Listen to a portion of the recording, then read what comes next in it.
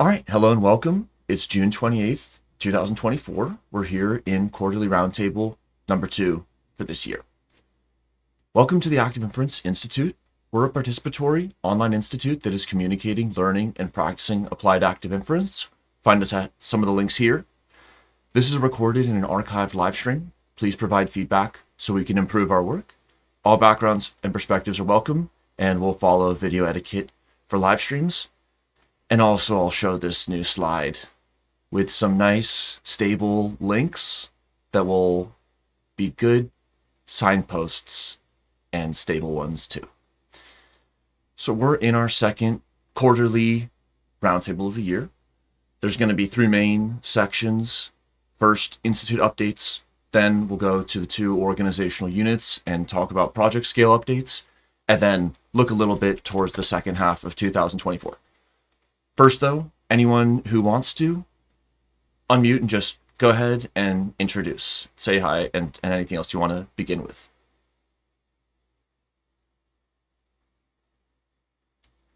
I'll break the ice. Hi, I'm Blue. I am really excited at all of the things that the Institute has accomplished this quarter, the Fellows Program, the partnerships, and our upcoming philanthropy program, TBD, more later. I'll go next. I'm John Boyk, one of the new fellows this year, so excited to be joining the Institute in that capacity, and I guess there's more later. I'm Jean-François Cloutier. I'm also a research fellow, part of that first batch, and I'll echo John's words that and say I'm very excited to be in this role and hope that I will be able to provide some good value.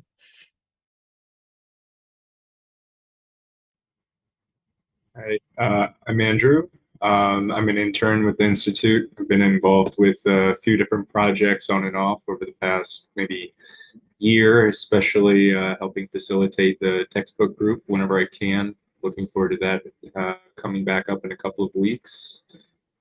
And yeah, looking forward to seeing the rest of the developments with the Institute, seeing it grow.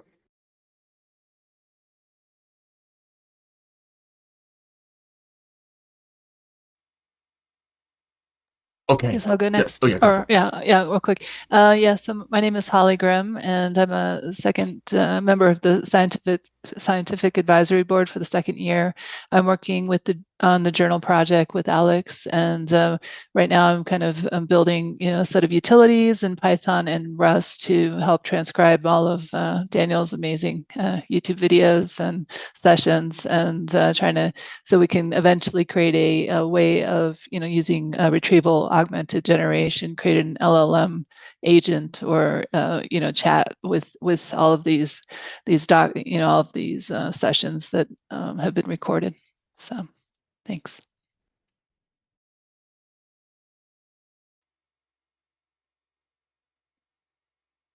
Okay, let me jump in. I'm Alex, one of the officers of the Institute, also into journal project and some hours. So great to see everyone. Let's have this roundtable.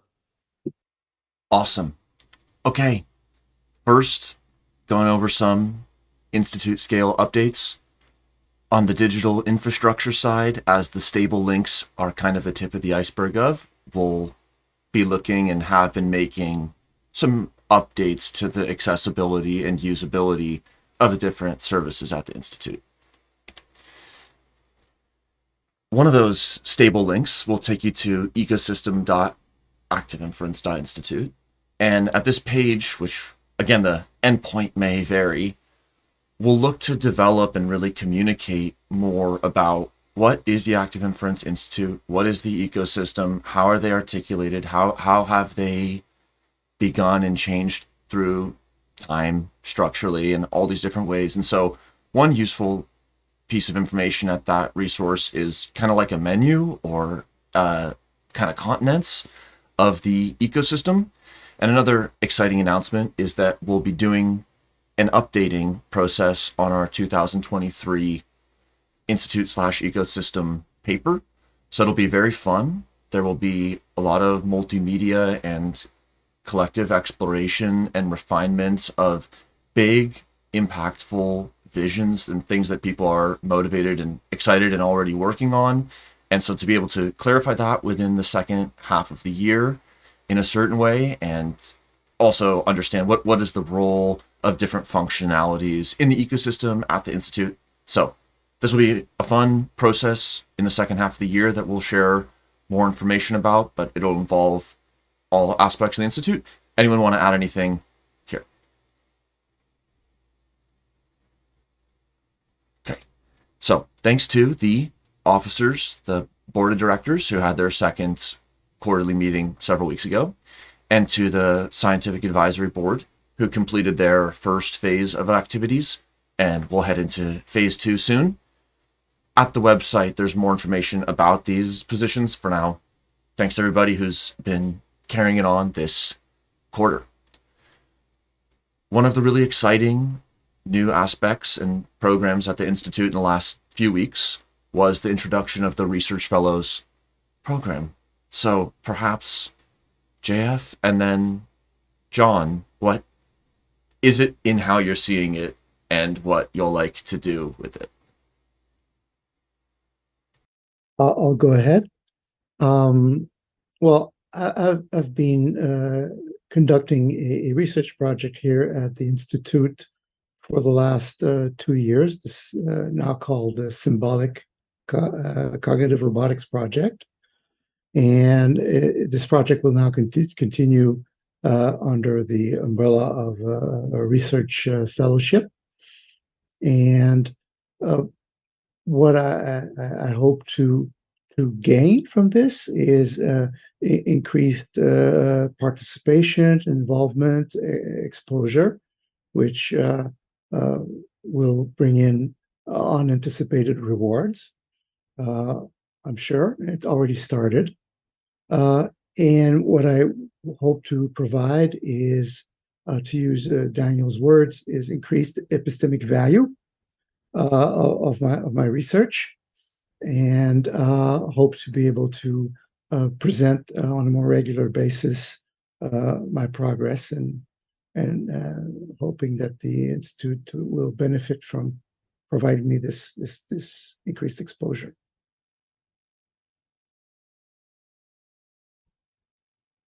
Again, my name is John Boyk, and my effort is focused on cognition in the large group setting. So how can a group of, say, 100,000 people or 1 million people come together in some kind of online ecosystem to make decisions, discuss events,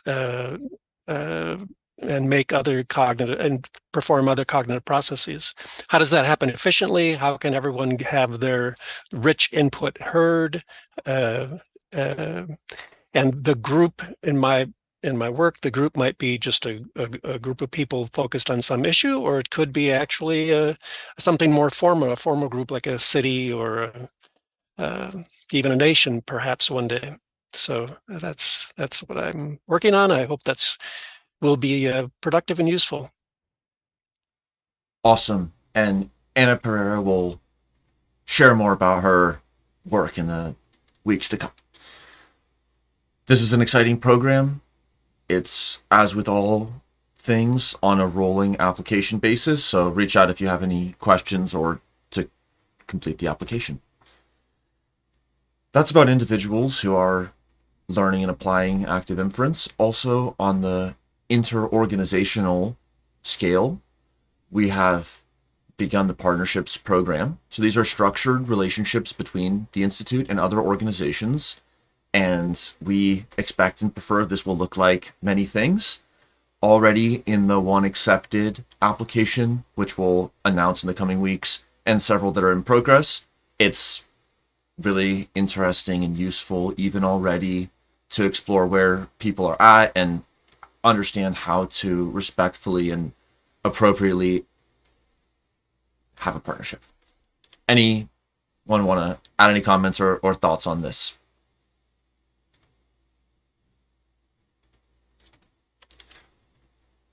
All right, and one major piece of news from the last several weeks was receiving the 501c3 or USA tax exempt status.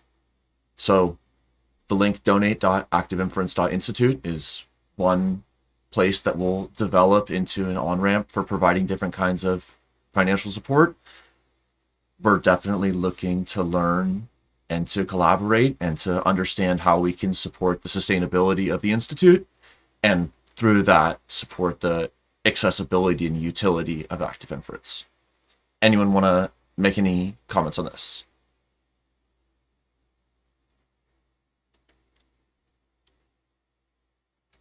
I just wanted to thank Fried Frank, who was they were our pro bono attorney that really worked hard over a long time to help us achieve this status. Thank you, Blue. Important to mention too. Thank you a lot. On different digital platforms, we continue being active and growing bit by bit. As we turn now to the middle of this roundtable, where we'll look at project scale updates. And through systems engineering and Alex's in particular vision for understanding this hierarchical nested nature of our ecosystem, organization, and project-based teams, in 2024, following Chris Fields' physics as information processing course, we decided to jump in fully to the prepare, measure paradigm. So here's Alice and Bob, or system A and B, communicating, and this could be communication of a thing through time, could be across a communications interface. And so we thought about different ways to use active inference to learn and apply active inference, and saw a connection here between the project-based teams and organizational approach, and to connect that to the quantum active inference prepare measure cycle.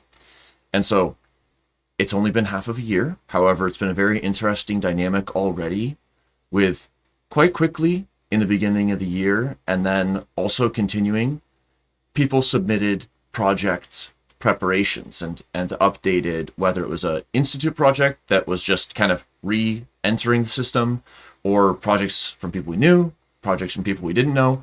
Various people completed these project proposal forms, and their projects were listed as active.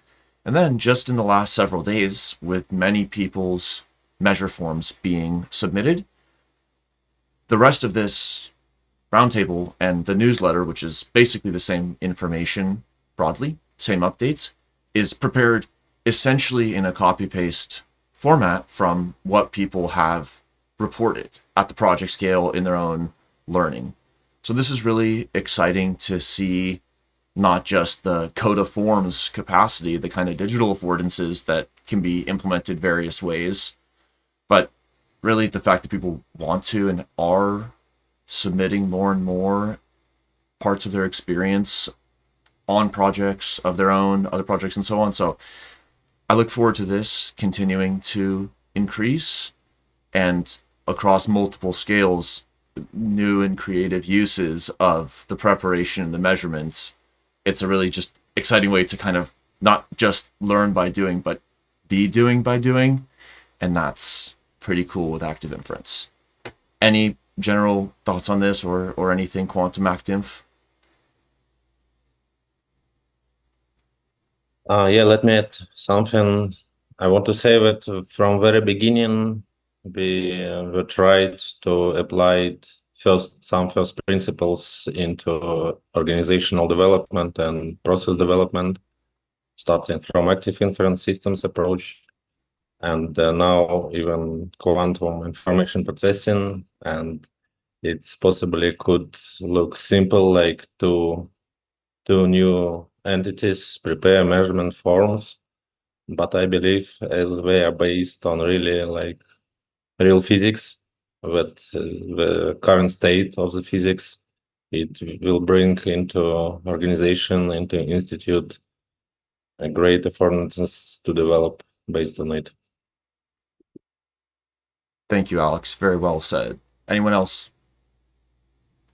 Okay, we'll just jump into projects. So first from the EduActive, which is Education Organizational Unit. Just to give a snapshot and separate out the projects into those hosted at the Institute and those happening in the broader ecosystem. First, in the broader ecosystem, Susan Hasty's research on negotiation affordances, Ana Magdalena Hurtado's work on Uniphysica, we'll get to these updates, Pablo FM and others with Numinia, and Shauna Dobson, Hector Manrique, and Dean, and others in the math art conversation. So those are projects that facilitators have just stepped up to do, and several of the core educational projects at the Institute, the Active Inference Ontology, audiovisual production, textbook group, and the journal. So let's hear a little bit more about those projects. On the textbook group, Cohort 6 will continue with the second half of the book, and Cohort 7 will begin from the beginning of the book on July 15th. It'll be a fun go-around again. It'll have some classic and familiar characters like the Active Ontology and using different kinds of question-based methods for learning and asking fun collaborative discussions. There'll also be some different elements. It'll be on a 3-week rhythm. We'll do 2 weeks per chapter, and then each of the cohorts will have a third week. In the second half of the book, that third week will be more about applying active inference, looking more at the code, which is what the second half of the book is about. And in the third week of the first half of the book, we'll explore more what that might look like. And also with collaboration with Andrew Penlin, we will have some additional math learning collaborations. And there's a lot of fun continued work on the textbook. So it'll be fun to have had that month or two off, jump back into second half of the year with the textbook group. Any other textbook group thoughts?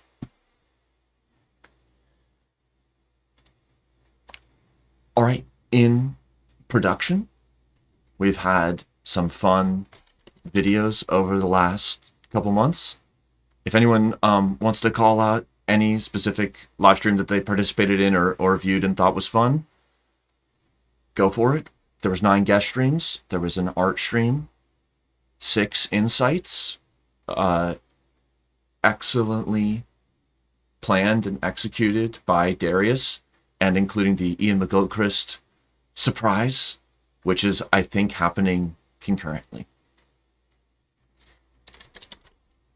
There were several math art streams that were very creative and very exciting. We did a paper-based live stream series, number 57, which was the first in a few months on the paper by Parr, Friston, and Zeidman, Active Data Selection. That was extremely relevant and a really promising direction for the development of active inference. And there was an org stream with Nathan Schneider on governable spaces that was also really cool. So anyone want to add any other thoughts? Okay, on other updates from EduActive. From the Fundamentals of Active Inference project, we concluded a phase of work with Sanjeev in his incredible odyssey of the fundamentals of active inference. We concluded essentially weekly meetings since the beginning of 2023, and we look forward to next phases for that project and work. Ana Magdalena Hurtado reports from Uniphysica project, and I'm sure we'll hear more from their work. Susan Hasty's weekly meetings also came to a excellent closure in the Action Research on Collective Foraging project as she heads into some new programs and directions for the work. Pablo FM reported from the Numinia project.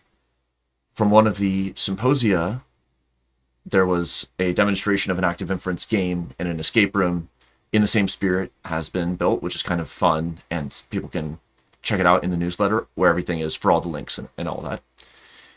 From the Math Art project, so kind of in the same forest as the live streams from Math Art, but part of the broader conversation, Bert, who continues to do awesome work in the internship, made a short report that I know there's so much more to say on. And from the journal project, Alex and Holly want to share anything, or what is exciting from journal? Yeah, so I kind of mentioned it already that I'm interested in doing retrieval augmented generation, and so I was able to get a huge 1 terabyte disk from you, Daniel, and take all those videos and transcribe them using a local Whisper model on my server here at home. So that was nice in terms of not having to pay too much money out to get those transcripts done by third-party tooling. So, and yeah, and using open source models so we can start to, make use of those transcripts. And I'm pretty excited about that. So, Alex, anything you want to add? No, great. Thanks. Thank you. All right, to re-inference. All right, just kind of snapshotting what projects we have that are active. So essentially those that have provided us a measurement, and any that aren't here can be brought back on by measurement. From the ecosystem, Jeremy Cooper and others have been working on active inference account of belief updating in PTSD. Michael Carl and others have been working on the active inference model of translations for language. JF mentioned the symbolic cognitive robotics, and Shagar Raman has continued work in writing on the humanity story of uncertain self. At the Institute, we continue faster and slower and differently on knowledge engineering and seeing different opportunities for the kinds of knowledge engineering approaches that might benefit active inference in the ecosystem. Active blockference, combining active inference with the CAD-CAD systems engineering framework by Block Science, is continuing to proceed on a few different directions. And then one of our major activities in reinference has been the RxInfer learning and development group. So just to sort of contextualize this, in Active Model Stream 4.1, implementing active inference by message passing in a factor graph from August 2021, I looked back to see this presentation by Bias Lab and see what they had planned to have done for the future of applying reactive message passing, which at that point was a research advance on top of the factor graph formalism. The Forney factor graph, constrained Forney factor graph, and so on had enabled better logistics to go from the Bayesian graph to the variational message passing. And then this reactive feature was getting added in. And so it's just really interesting to see how they laid out ForneyLab 2.0, ForneyLab.jl 2.0, and then come 2024, we're having great times in the engineering channel in Discord and on a lot of people's personal projects. Cobus's work at Learnable Loop, people interested in using RxInfer at different kinds of hackathons and different projects. And then also a crossover moment with the textbook group was with the help of some members of the Bias Lab. Here's one of the early figures from the 2022 textbook of the frog jumping out of the hand, or the something jumping out of the hand or not. And then here's what the app model block for RxInfer looks like. And so seeing this kind of an isomorphy or mapping between the visual representation, the code, the analytical formalisms, the art, all these different edges, that's what kind of the fun has always been suggested to be. So to start to see the operational improvements in reactive message passing and the way that the groups and the developers involved in this project are closing the gap between what is suggested in principle and in computer science proof of example, and taking it to just an amazing engineering informed level. Anyone want to add anything on RxInfer?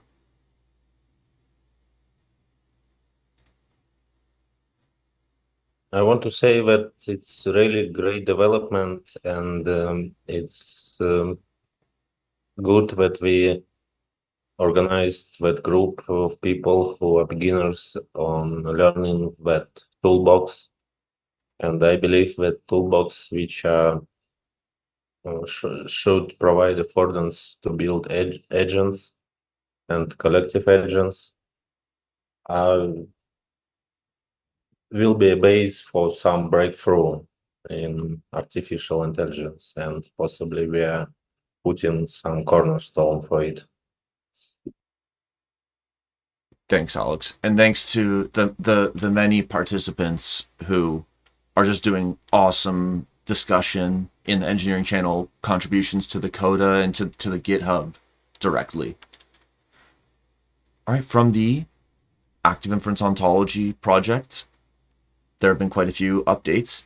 Dave Douglas, as always, leading the V of Birds, has produced 2 amazing open source works that are almost like snapshots of really broad ontological inquiries. So first, a single author paper aligning spatial web terms to Sumo, which is in reference to the IEEE P2874 standards draft and working group, connecting that to Sumo, which has always been this kind of vision of incorporating multiple ontologies, including formal ones like Sumo. And then also in a snapshot of our primary active inference ontology, we had a number of authors join this open source snapshot about aligning the active inference ontology to Sumo. So starting to triangulate and constellate multiple ontologies along the way, learning a lot about using, communicating, languaging around them, and different functionalities and niches for different structures and visions of ontologies. So that kind of like meta-ontological active inference component, and also bringing the active inference ontology in a connected way to formality, while also exploring in the very same project and in kind of other meetings and spaces more of the informalizable, ineffable components. So that's pretty cool to see. Any ontology ideas? Just a short note that it's okay to have like multiple scales of models, and have meta models. Cool.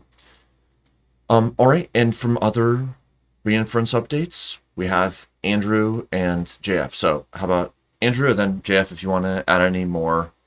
What have you been working on? Yeah, and thanks for having me. Yeah, quick harkening back to other projects. I've been working with Jeremy Cooper on the updating belief dynamics. It's a computational psychiatry project focusing on PTSD.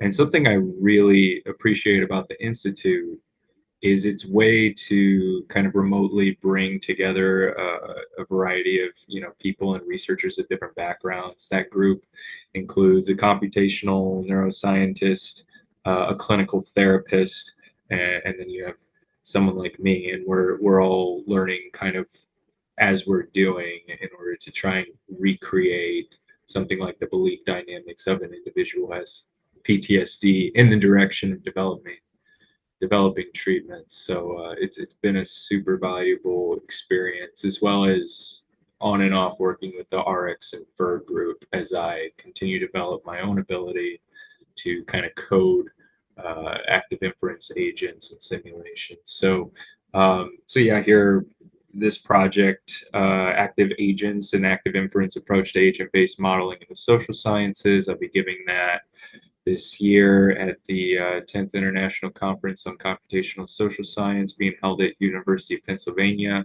Basically, the tutorial attempts to address growing interest in more cognitively complex agents to be used in agent-based modeling, as opposed to just strict if-then sort of agents. If this happens, then they necessarily do this, and so on, giving them the ability to make inferences. And so I've taken a lot of inspiration from work like your own work, Daniel, on the Inference project. That was my first foray into like thinking, okay, I can model an individual agent, but how do you model multiple as they interact in an environment that changes, which then impacts them, getting a better grasp of differentiation between internal and external states. It's been great, as well as another paper by some folks from the Scientific Advisory Board for the Institute, Mo Albarracin and Connor Hines, which is also really great, very social science oriented work. So I'm doing something in turn as kind of they did. I created a simulation that recreates a common social science paradigm, multiple agents working in a network, engaging in parallel problem solving. And it using active inference, it recreates the dynamics of the original paradigm if you were to run it through NetLogo or some other common software. But you can also look under the hood at the agent's own beliefs.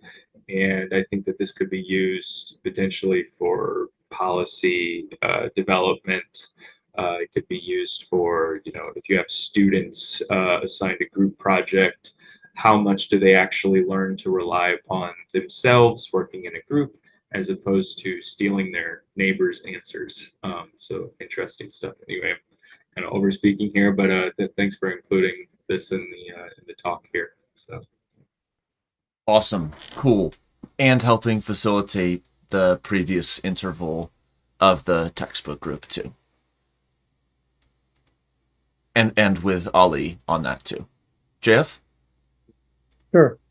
So the Symbolic Cognitive Robotics Project asks the question, what does it take at a minimum for a simple mobile robot to survive in a world it knows initially very little about? So the focus is on learning through engagement with an agent's environment. It focuses on the development of agency in a robot, which starts with very little in terms of cognitive constructs, and through engagement, through acquisition of experience, grows a society of mind, a collective of simple cognition actors, which each one quite specialized in terms of what it can perceive and what it can do. And they all work together in the sense that a cognition actor will, through observations of its Umwelt, generate synthesized beliefs, which will then become observations to more abstract cognition actors.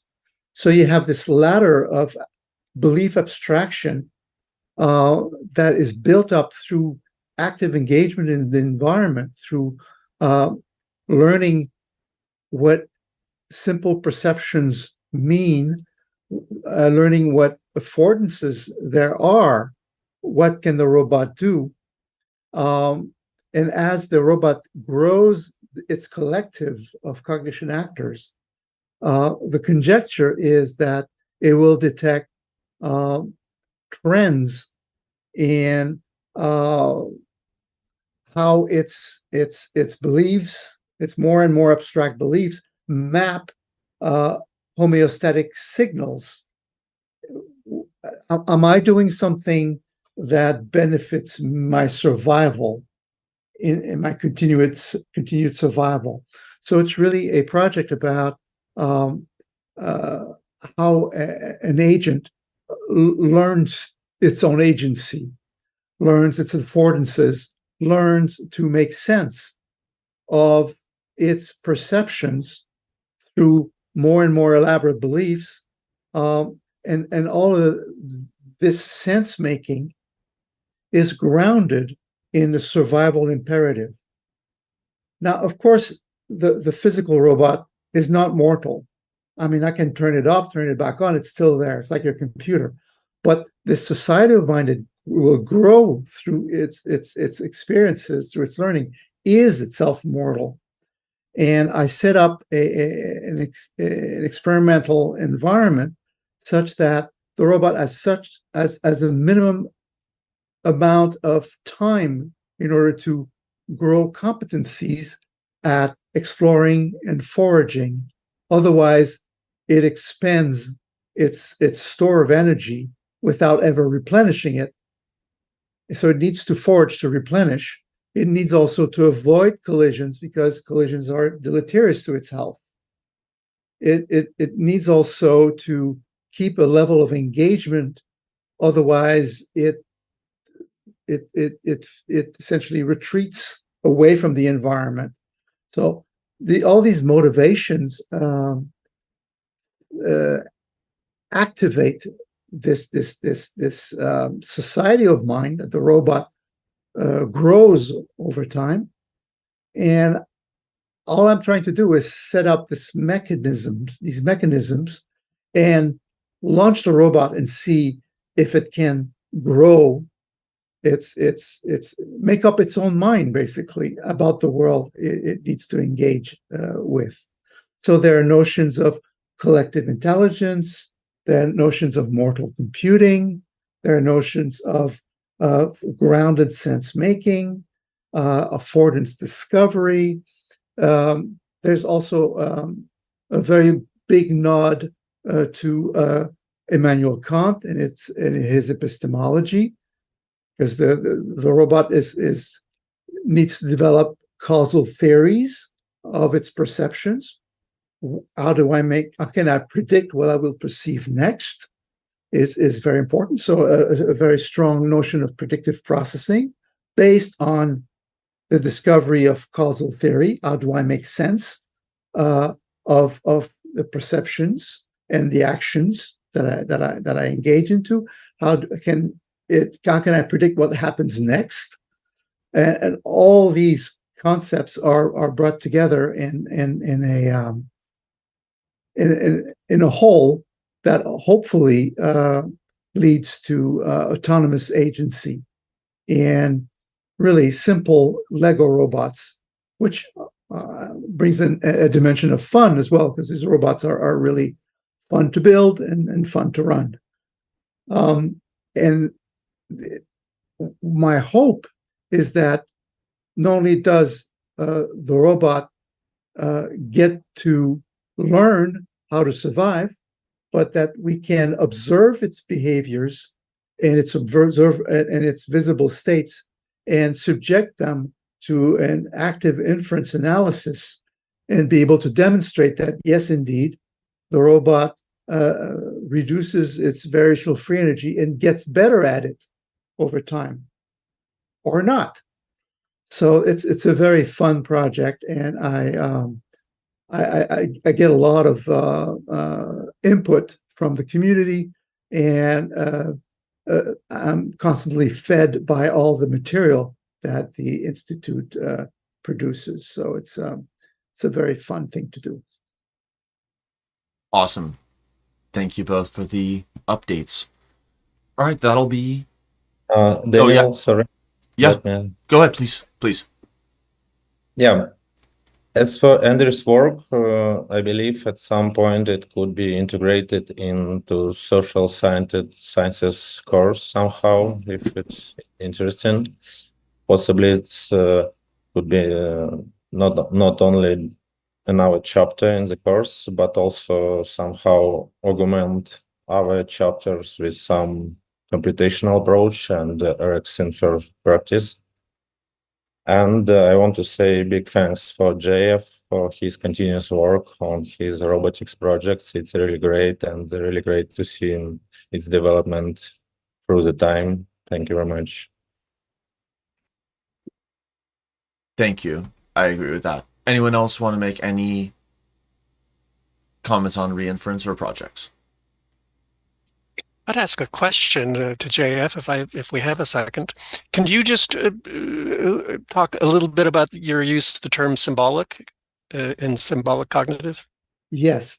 So the causal theories that the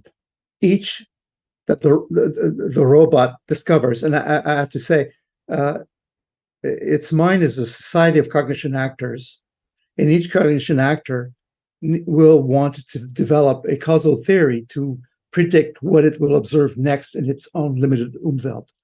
Those causal theories are essentially logic programs that it discovers. I will observe C if I'm observing A and B, for example. So much of the learning done by the robot are captured as either logic programs, which are symbolic, or as beliefs, which are also symbolic predicates. So the worldview that the robot develops internally, intrinsically, is expressed symbolically as these logic programs and these predicates. Thus symbolic. In what language? I use two programming languages for the symbolic processing and the discovery of causal theories.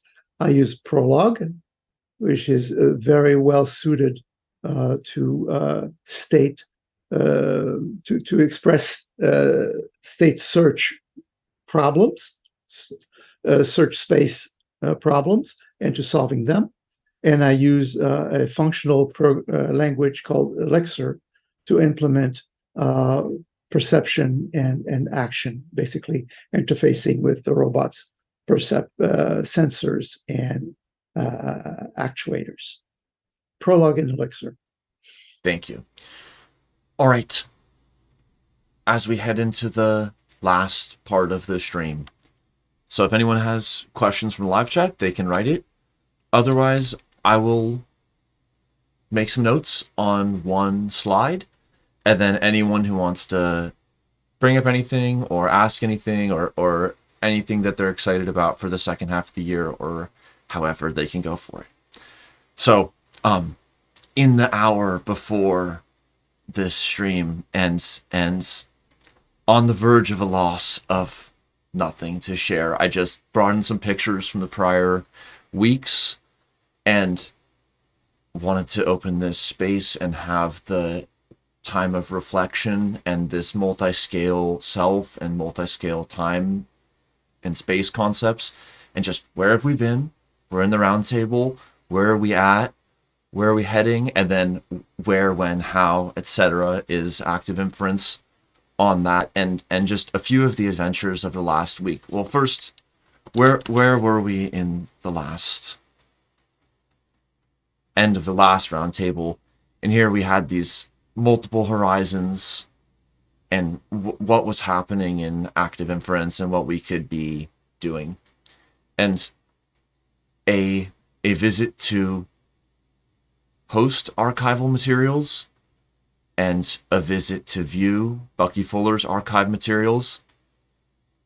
Both really impressed upon me the relevance and necessity of documentation, archiving, intergenerational cultural contact, and many more things. And this was a funny picture taken from a diner. We deliver norms, but we don't only deliver norms. We're also part of them, and so on. So that was kind of a funny sign to see. And then just in terms of where, when not traveling, where I'm traveling, and how to move into the next half of the year. So that's all I'll say there. How about just anything people want to ask or mention for coming forward. I have a question. Why is your bike called Red Queen? Oh, just kind of moving faster and faster and staying in the same place.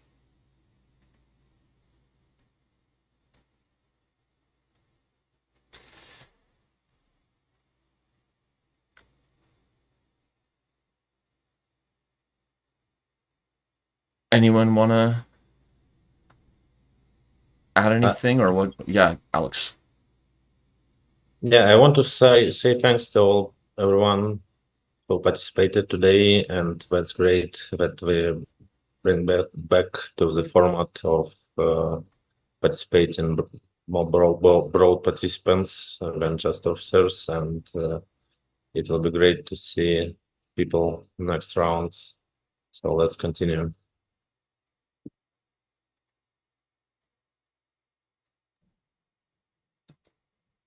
Actually, I had a quick question. I used to be much more involved with the engineering group, the RX Infer group, and I unfortunately had to sideline my participation with it.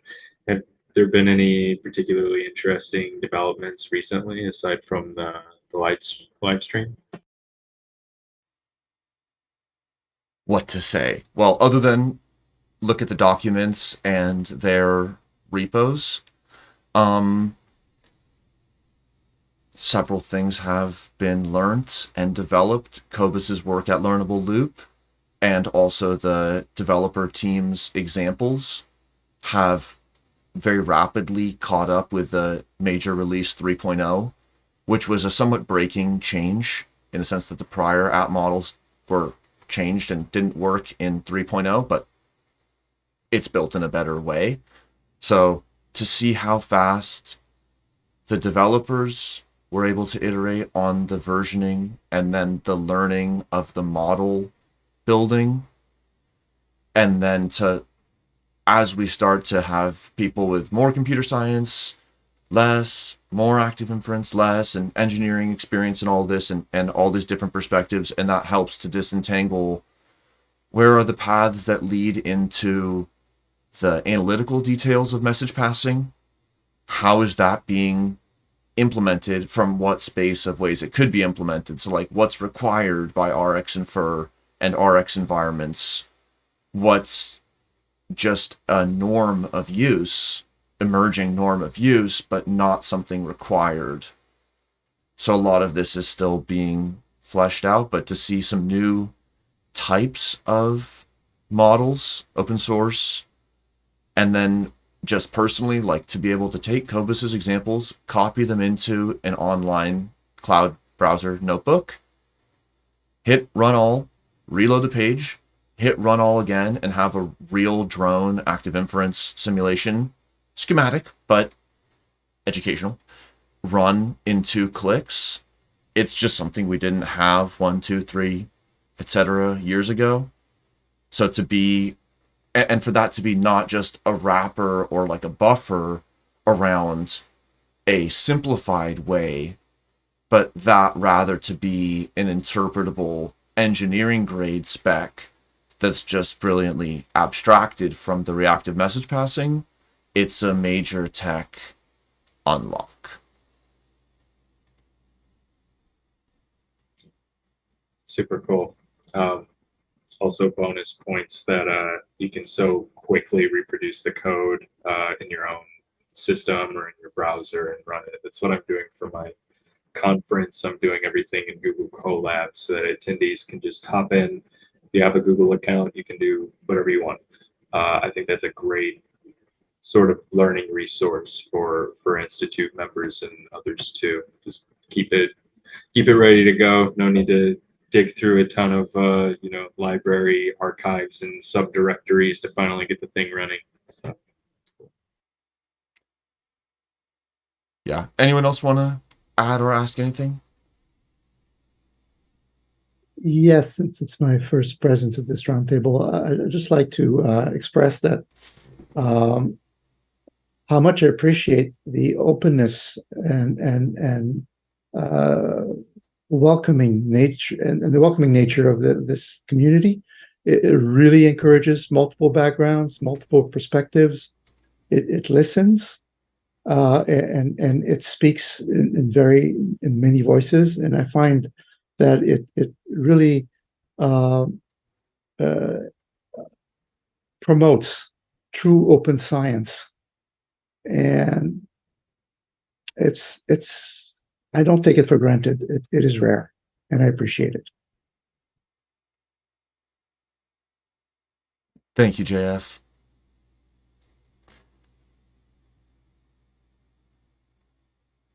Okay, last call. Okay. Thank you, everyone. Thanks, everybody, joining, and looking forward to see you around. So, bye.